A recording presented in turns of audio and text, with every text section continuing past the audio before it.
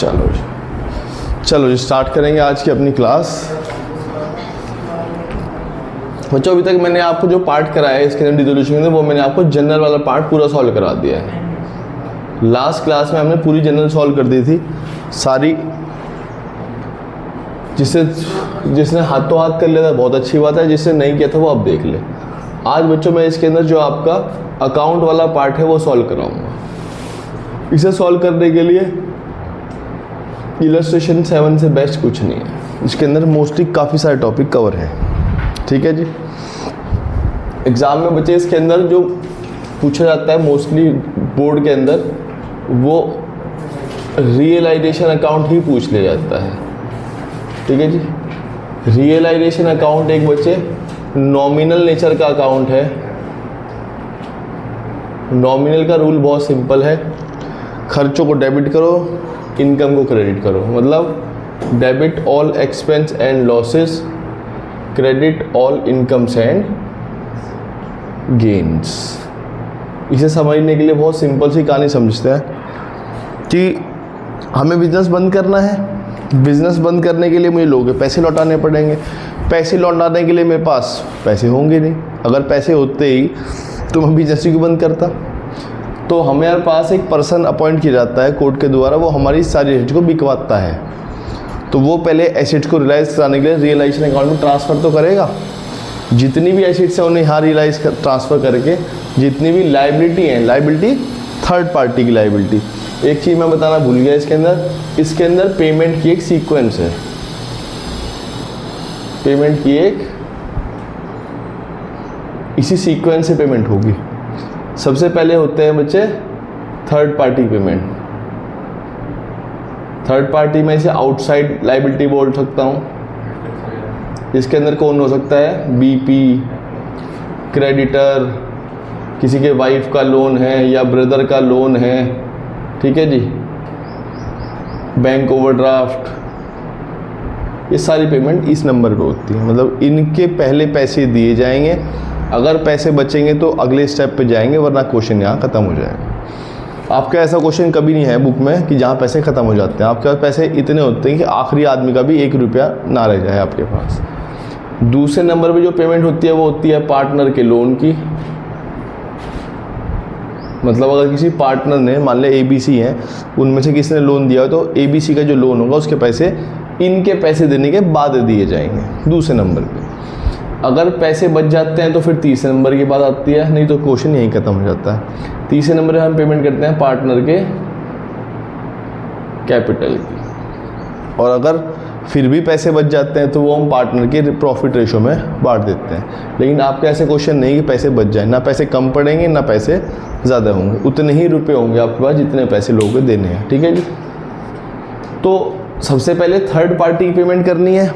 इस पेमेंट को करने के लिए ही और एसेट्स को रियलाइज कराने के लिए ही कौन सा अकाउंट बनता है, रियलाइजेशन, ठीक है जी। मतलब थर्ड पार्टी की पेमेंट इस अकाउंट के अंदर होगी।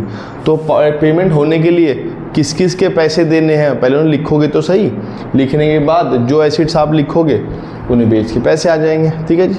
तो देखते हैं, तो जितने भी आपके पास एसेट्स बिक सकते हैं उन्हें आप आंख बंद करके इधर लिख दो। जो मतलब चीज़ बेच के कैश में कन्वर्ट हो सकती है, ठीक है जी, वो इधर लिख दो। जिनके पैसे देने हैं वो पैसे इधर लिख दो। रटने का तरीका ये है, एसेट्स को वैसे सपोज करो इसके ऊपर बैलेंस शीट बनी हुई है, तो बैलेंस शीट में एसेट्स इधर है तो उसे इधर क्रॉस कर दो। लायबिलिटी इधर लिखे हैं उन्हें इधर क्रॉस कर दो। शुरुआत से शुरू करते हैं। देखो जी, following was the balance sheet of DGT दिया हुआ है 29 फरवरी 24 पे। कौन कौन से एसेट्स हैं, फॉर्मेट आपको पता ही है, पर्टिकुलर अमाउंट, पर्टिकुलर अमाउंट, ठीक है जी। तो सबसे पहले कौन है हमारे पास, डेटर। उसके बाद है स्टॉक, उसके बाद है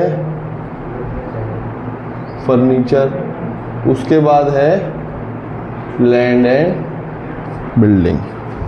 डेटर है 30, स्टॉक है 20, फर्नीचर है 15, लैंड बिल्डिंग है 2, 45। ऐसे इधर सबसे पहले पैसे हैं बैंक ओवरड्राफ्ट के, इसे हम बैंक ओडी भी बोल देते हैं। फिर आपके पास क्रेडिटर के पैसे हैं, फिर आपके पास बिल्स पेबल के पैसे हैं, फिर आपके पास आर का लोन है। ठीक है जी, बस। अब सवाल का एक जब बच्चा मुझे जवाब देगा मैंने आर का लोन लिखा और जी का लोन क्यों नहीं लिखा? आर पार्टनर नहीं है, तो आर एक आउटसाइड लायबिलिटी है जिसके पैसे पहले नंबर पे दिए जाएंगे, और जी एक पार्टनर है जिसके पैसे दूसरे नंबर पे दिए जाएंगे। मैंने बताया थर्ड पार्टी के पैसे या आउटसाइड लायबिलिटी के पहले नंबर पे, दूसरे नंबर पे पैसे पार्टनर के लोन के। आर पार्टनर नहीं है, उसका लोन लिख दिया। जी पार्टनर है, उसका लोन यहाँ नहीं लिखा, सिंपल। ठीक है जी, आगे बढ़ेंगे। अब क्वेश्चन यहाँ से हम पढ़ना स्टार्ट करते हैं। कहते हैं जी द फॉर्म वर डिजॉल्व हो गए और ऐसे ऐसे चीज़ें दिए हुए हैं। सबसे पहले क्या दिया हुआ बच्चे देखते हैं। सबसे पहले लिखते हैं बाय बैंक, सबसे पहले डेटर दिखता है जी, डेटर से आपको बेच के मिले हैं 28,000 रुपये, और कहते हैं जी क्रेडिटर और बीपी को आपने 10% पैसे कम दिए हैं, तो क्रेडिटर और बीपी के 10% पैसे कम करके इनके पैसे दे दो। टू बैंक क्रेडिटर, ठीक है जी, और टू बैंक बीपी। क्रेडिटर कितने दोगे? 45, बीपी के कितने दोगे? 9,000। आगे फिर आपके पास लिखा हुआ है stock was taken over by T. T भाई कौन है? ये टी पार्टनर है, स्टॉक टी ने ले लिया। तो जब टी कोई चीज़ लेके जाएगा, जैसे अगर किसी एसिड को अगर आप बेचते हो तो पैसे आते हैं, अगर वो चीज़ बिकेगी नहीं, कोई पार्टनर लेके जाएगा तो उसके नाम पे लिख दो। देखो अगर ये बिकती तो बाय बैंक लिखते, बिक नहीं रही है, टी लेके जा रहा है, टी का नाम लिख दो। टीज कैपिटल। कितने रुपए स्टॉक लेके जा रहा है वो? कितने पे ले जाने को तैयार है वो? 15,000 में। ठीक है, और कहते हैं जी और फर्नीचर हमने एन को बेच दिया है 12,000 में। एन कौन है? अब यहाँ बाय एन मत लिख देना, कभी आप सोचो यहाँ बाय एन, जैसे टी आ गया बाय एन लिख दो। टी तो लिखा मैंने, एन क्यों नहीं लिखा?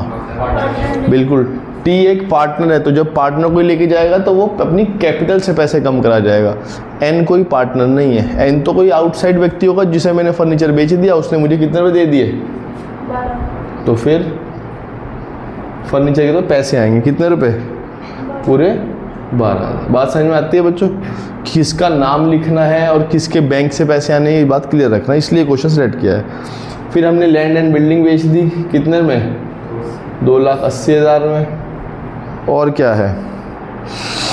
Are loan was paid, R के लोन के पैसे। आर कौन है भाई? ये आउटसाइड डेट है, तो इसके पैसे दे दिए हमने, कितने रुपए दे दिए?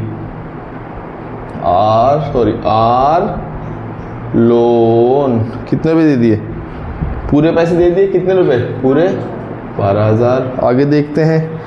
There was an unrecorded asset, एक अनरिकॉर्डेड एसेट है 1.5 लाख की, उसे हमने मार्केट में बेच दिया। कितने में बेच दिया? 1 लाख में। तो जब पैसे बेच के आए होंगे तो बाय बैंक लिख दो।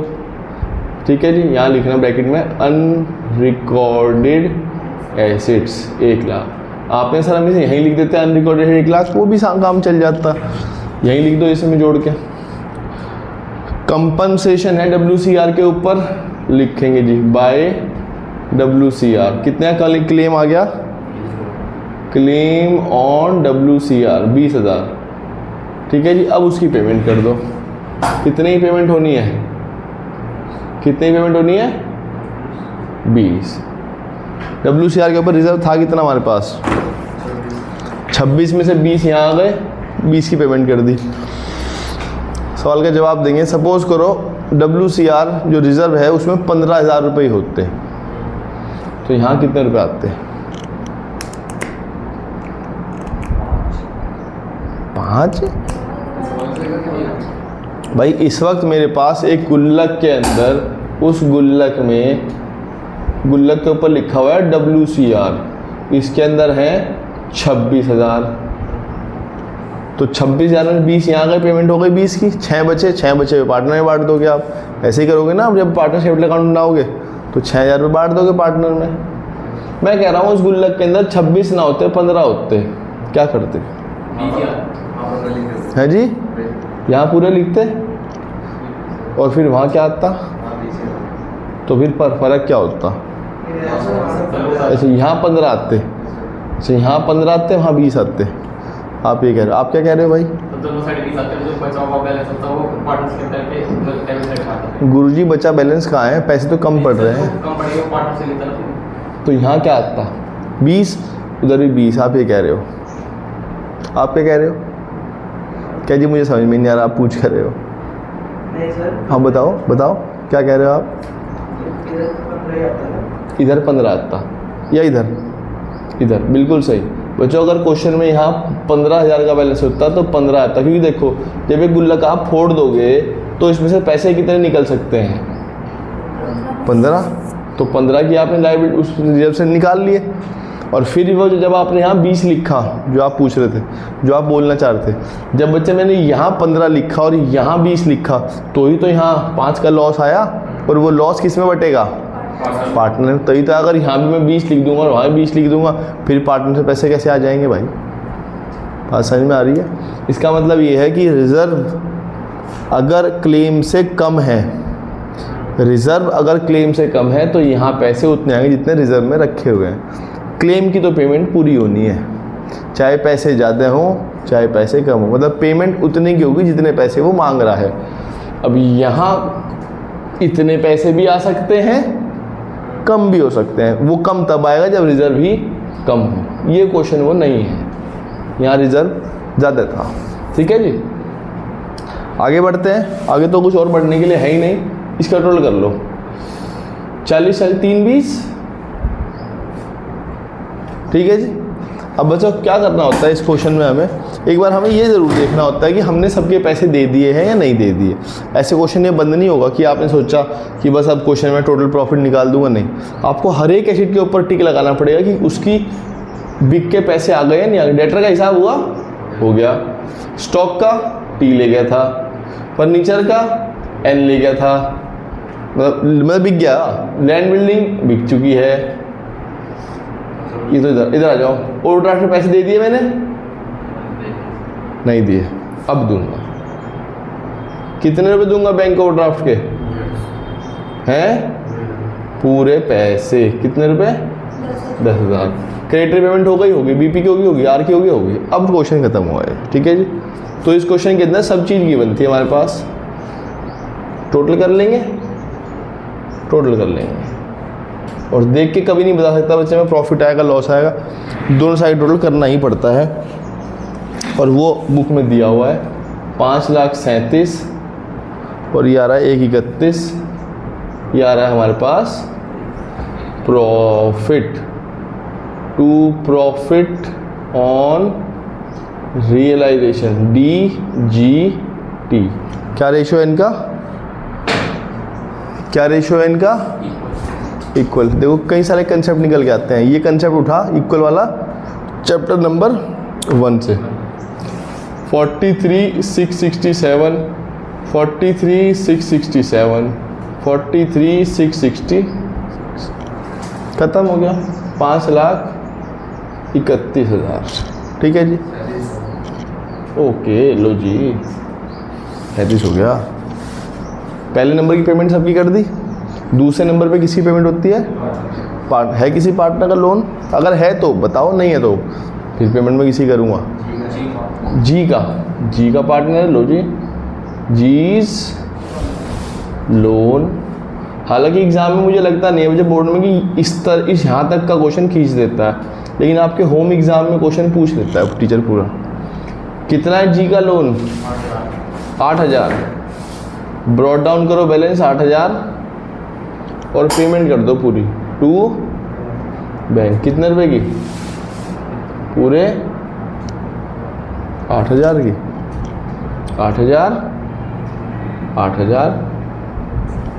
ठीक है जी। पेमेंट कम या ज़्यादा वाला केस है, फिर क्या करना? क्या मतलब? जैसे पेमेंट कम करना हो, जैसे 6,000 का करना हो, इंटरेस्ट देना हो या कुछ ऐसा। अच्छा, मैंने सपोज करो आपने क्वेश्चन में लिखा होता कि G's loan was payment with interest, ठीक है जी। तो जी के लोन को आपने यहाँ पेमेंट किया विद इंटरेस्ट के साथ, तो आप यहाँ ऐसे लिखेंगे, तो ये इधर आ जाएगा, यहाँ लिखोगे बाय रियलाइजेशन, जितना भी इंटरेस्ट सपोज करो इंटरेस्ट 500 रुपये का है या 500 रुपये का है, तो आप ऊपर पहले वहाँ लिखोगे, उधर एक एंट्री डलेगी, क्या नाम है इसका, realisation account debit to G's loan 500 रुपये से 5, तो जी के लोन को क्रेडिट करना पड़ेगा 500 रुपये से, और रियलाइजेशन डेबिट करना पड़ेगा टू जीज लोन के नाम से, ठीक है जी। और फिर वो पैसे यहाँ आ जाएंगे, फिर आप उसे पूरी 8.5 की पेमेंट कर दोगे, ठीक है जी। अगर क्वेश्चन में ऐसा लिखा हो तो सपोज करो कि जी को हमने 8,000 रुपये का में से 2,000 रुपये की एक अनरिकॉर्डेड एसिड दे दी, मान लेता हूँ, ठीक है जी। जी ने कहा जी मुझे मेरे 8,000 में से 6,000 तो रुपये दे देना और 2,000 रुपये की अनरिकॉर्डेड एसिड दे देना। एसिड कहाँ से निकल के आएगी, एसिड तो सारी यहाँ बिकती हैं, तो यहाँ पे आपको नाम लिखना पड़ेगा बाय जीज लोन 2,000, और फिर यहाँ पे टू बैंक 6 करना पड़ेगा, और फिर टू रियलाइजेशन 2 करना पड़ेगा, ये तब होगी। मतलब एक एंट्री डलेगी, दोबारा से एंट्री क्या डलेगी, G's loan debit to realisation 2,000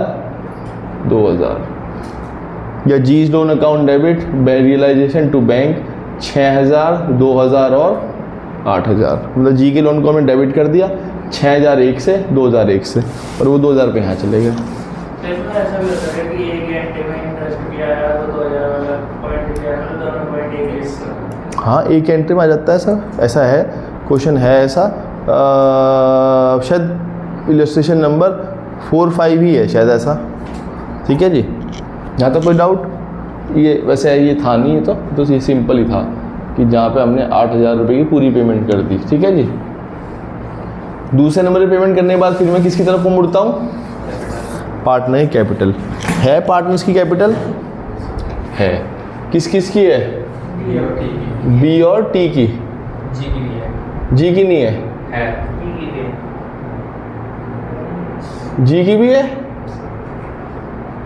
अभी तो आप कहते हैं फिर कह रहे हो नहीं है,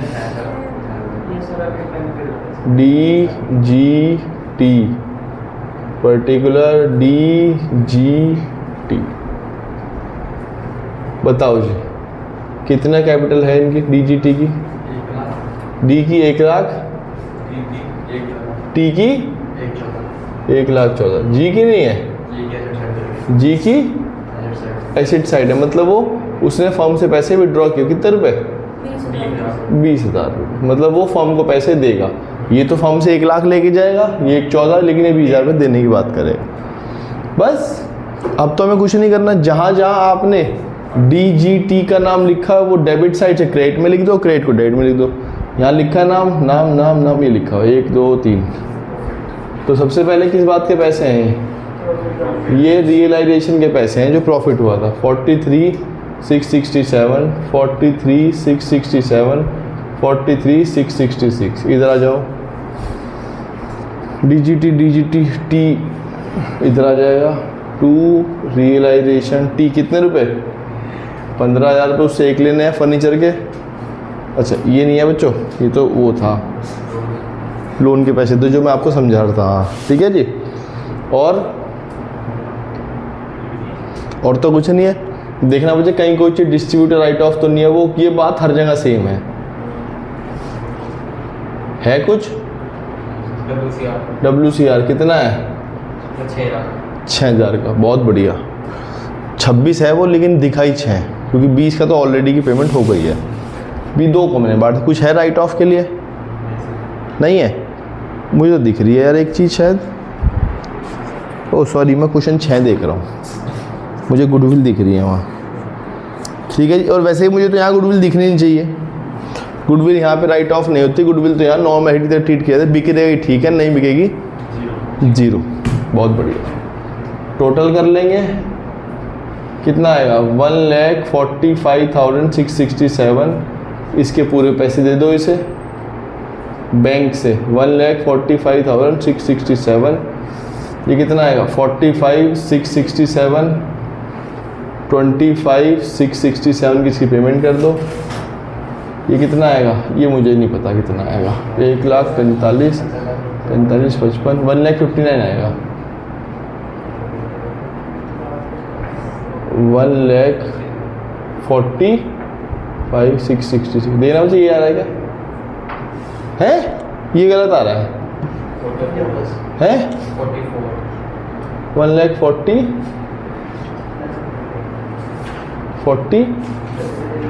44 आएगा। मुझे ऐसे क्यों लग रहा है गलत है? ये तो ठीक है, तो ठीक है, ठीक है जी। तो फिर हम क्या बनाएंगे, एक बैंक अकाउंट। बैंक अकाउंट और भी इजी है, बैंक अकाउंट बनाना और इजी है। कैसे बनता है बैंक अकाउंट? ऐसे बनता है। देखना मुझे बैंक अकाउंट में कितने रुपए थे आपके पास बैंक में ऑलरेडी है जी? बैंक में थे आपके पास कुछ पैसे? कुछ भी नहीं था? नहीं होगा तो कोई बात नहीं, बस जहाँ जहाँ बैंक लिखा है डेबिट साइड जिस भी अकाउंट में, उसे क्रेडिट में लिख दो, क्रेडिट को डेबिट में लिख दो। देखो जी इधर कहाँ कहाँ लिखा है यहाँ बैंक, ये लिखा हुआ है 1 2 3 4 5 जगह लिखा हुआ है। इस सारों को लिख दो। कितने रुपए आए? 45, 10 55, 10 65, 66, 66, 76, 86, 96। और कहीं भी लिखा है बैंक? हाँ यहाँ लिखा हुआ है 2 रियलाइजेशन 320, और एक और जगह लिखा हुआ है रियलाइजेशन 1,00,000, ये लिखा हुआ है। एक जगह और लिखा हुआ है जीज के लोन में कितने रुपए? 8,000, और 3 जगह और लिखा हुआ है डी में, जी में और टी में। डी को दिए थे 1,45,667, इसे दिए 25,667, इसे दिए 1,44,666। टोटल कर लो, बैंक अकाउंट मैच कर जाएगा। 420 से 420 से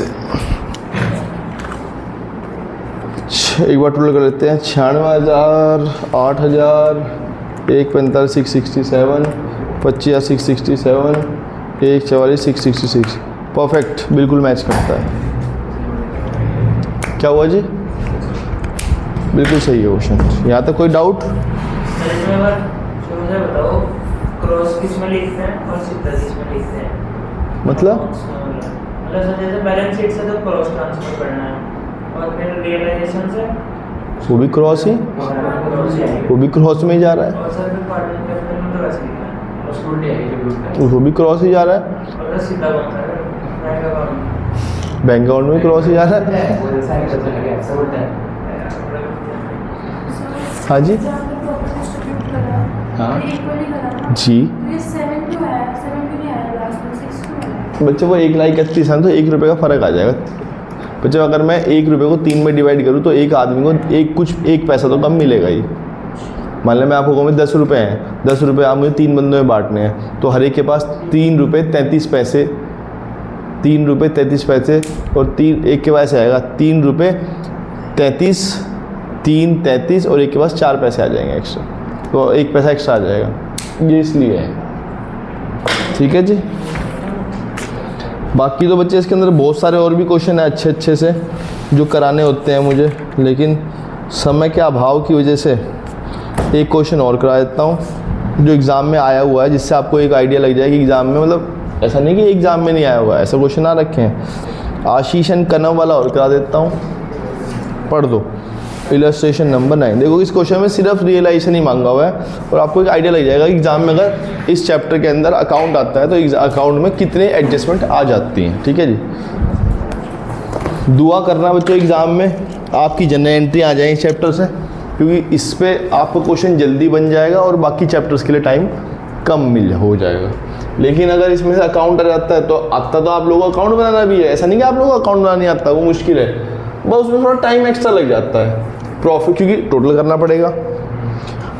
पड़ेगा, लेस करके निकालना पड़ेगा, इसे बांटना पड़ेगा। जनरल एंट्री में ऐसा कोई झंझट है ही नहीं, जनरल एंट्री में तो जनरल एंट्री डालनी खत्म।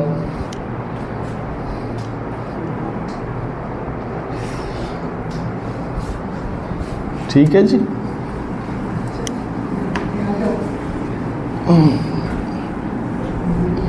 यही एक ऐसा चैप्टर जिसमें मैं विदाउट क्वेश्चन पढ़े क्वेश्चन स्टार्ट कर देता हूँ। लो जी, इलस्ट्रेशन नंबर 9 है। अभी तक मैंने क्वेश्चन नहीं पढ़ूंगा, मैं पहले मैं अपना 1 नंबर का जुगाड़ करता हूँ। इसमें 1 नंबर जुगाड़ का मतलब है एसेट्स को इधर लिख देना, लायबिलिटी को इधर लिख देना, आधा नंबर ऐसे बटा हुआ है और ये ठीक हो जाता है। स्टार्ट करेंगे जी। आशीष का नाम है, प्रॉफिट बार 3:2 में, उनकी बैलेंस शीट गिवन है। बैलेंस शीट गिवन है तो स्टॉक को लिख लो। स्टॉक के साथ और क्या दिया हुआ है? डेटर है। डेटर के साथ और क्या है? फर्नीचर है। फर्नीचर के साथ क्या है? प्लांट। प्लांट क्या होता है जी? प्लांट क्या होता है जी? प्लांट अकाउंटेंसी में प्लांट को, फैक्ट्री को मुझे प्लांट बोलते हैं एक तरह से। 24,000, 19,000, 40, 210, 32,000। ऐसे ही इधर आ जाओ। By creditor, by EPF, by Mrs Ashish loan, by, और तो कुछ भी नहीं है, बाय एक चीज़ है, by IFR, creditor 42, EPF 60, Mrs A loan 9,000 और IFR 4,000। इतना काम करने पे एग्जाम में आधा नंबर है फ्री का। या अगर आप लोगों की किस्मत अच्छी रही तो 1.5 भी मिल जाता है। इस बार एग्ज़ाम में, इस बार जो पेपर हुआ था, सिर्फ क्रेडिटर लिखने पे आधा नंबर था। उसका मन कर रहा हो ऐसा लिखने का, और बाकी इन तीनों चीज़ों को लिखने का आधा नंबर था, और बाकी इसका अलग आधा नंबर था।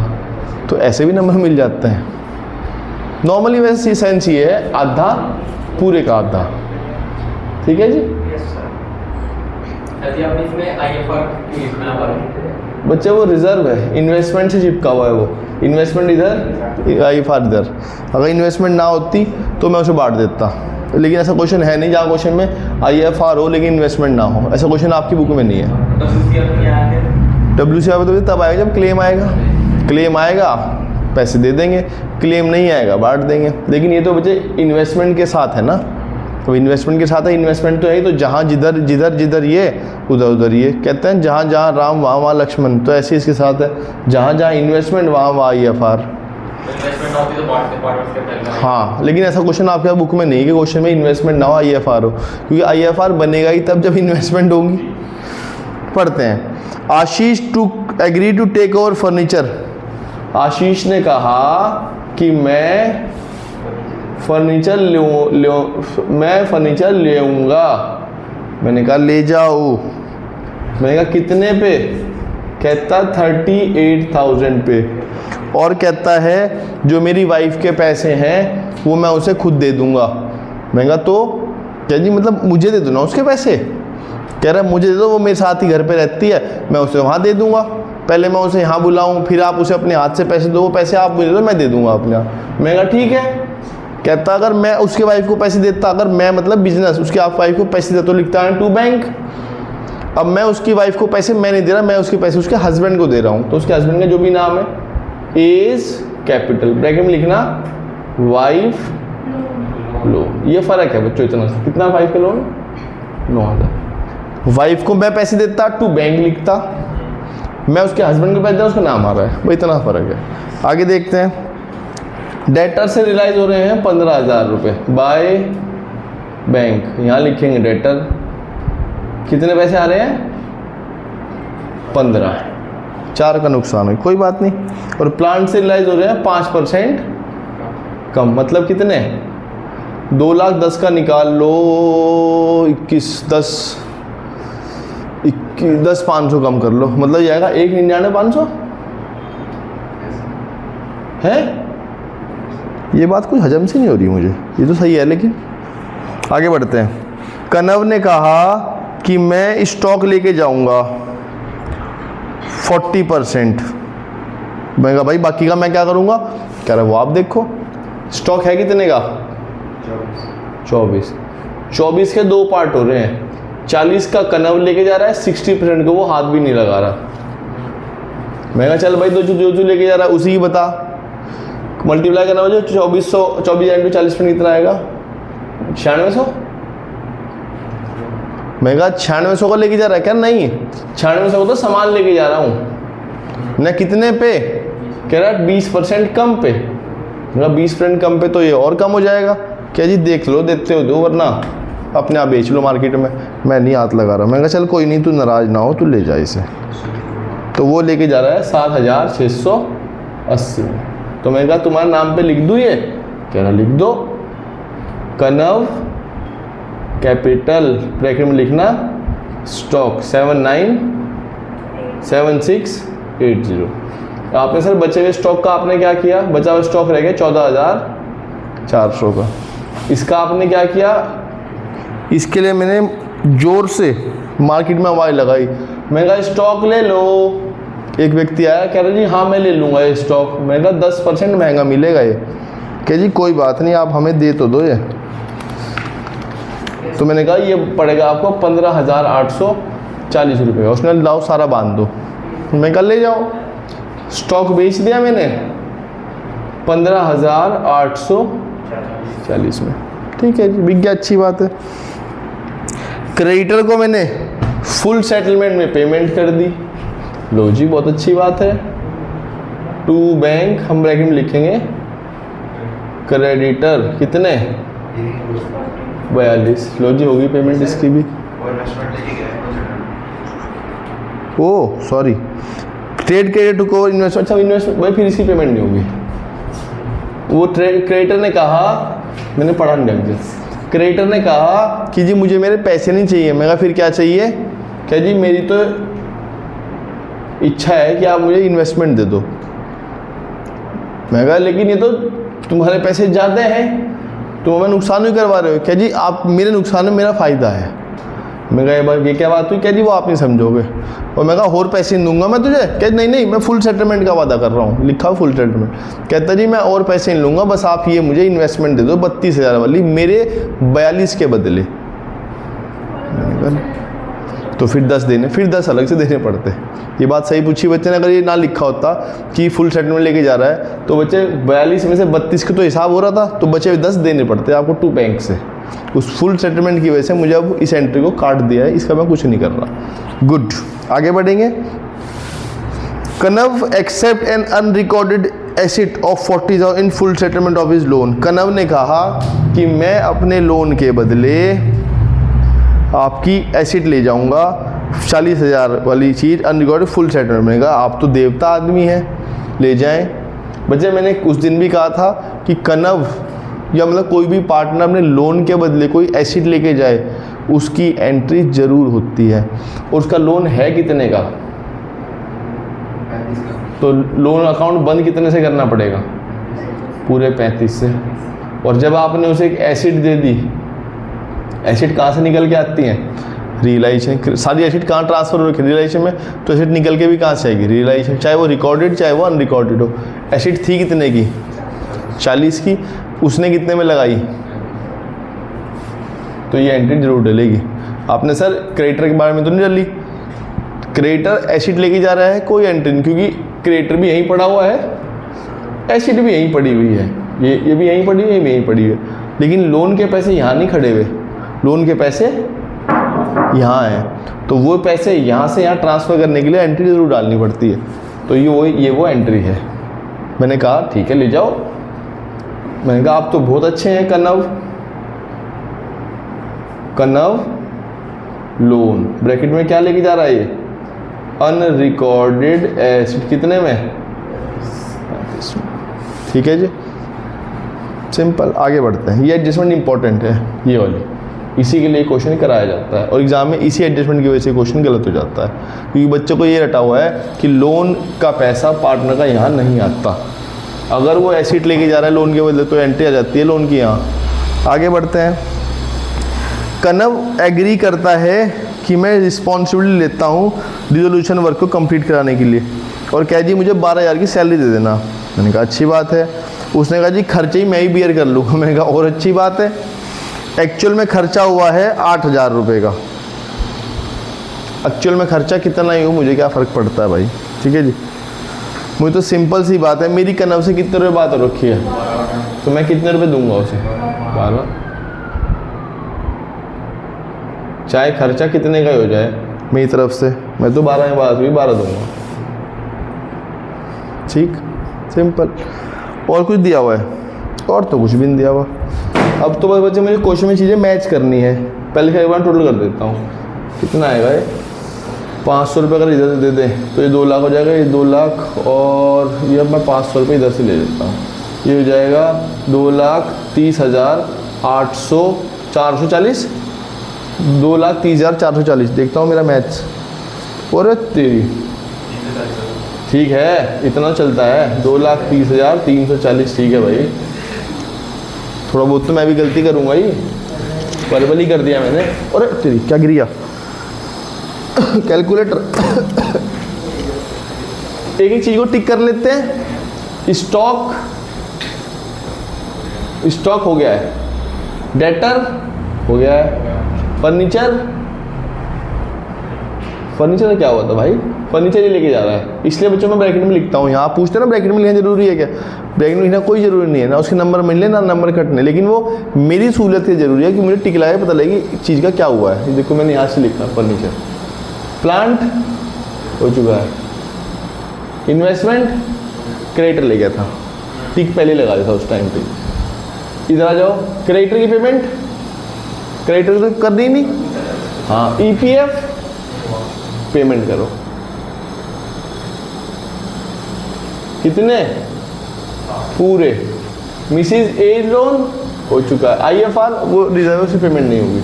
टोटल कर लो, टोटल कर लो, क्या लग रहा है, प्रॉफिट आएगा लॉस आएगा, ऐसे बताना तो बहुत मुश्किल है।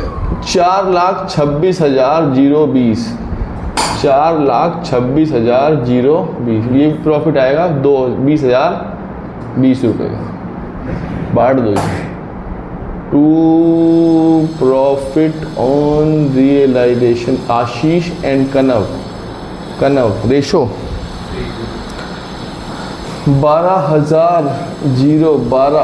8,008 रुपये, खत्म। कोई डाउट है तो पूछ लो। इस लेवल का क्वेश्चन एग्जाम में आता है। इसमें सब चीज़ क्वेश्चन में मिक्स दिया होता है। देखो एक छोड़ भी रखी थी एडजस्टमेंट आपकी नॉलेज टेस्ट करने के लिए, ठीक है जी। लोन वाली बात भी पूछ रखी थी, ठीक है जी, आपकी नॉलेज टेस्ट करने भैया कि लोन का बच्चा क्या ट्रीटमेंट करता है, ठीक है जी। स्टॉक वाली ही पूछ रखी थी कि एक बिक जाए तो कितना होगा, कोई पार्टनर लेके जाए तो क्या होगा, ठीक है। तो ऐसी एग्जाम में इस लेवल, अगर ये आपको चीज़ मुश्किल लग रही है तो ये एग्ज़ाम का लेवल है। और अगर आपको लग रहा है कि हाँ सर इतना तो ये तो ईजी है, तो बस एग्ज़ाम का लेवल इतना है, ठीक है जी।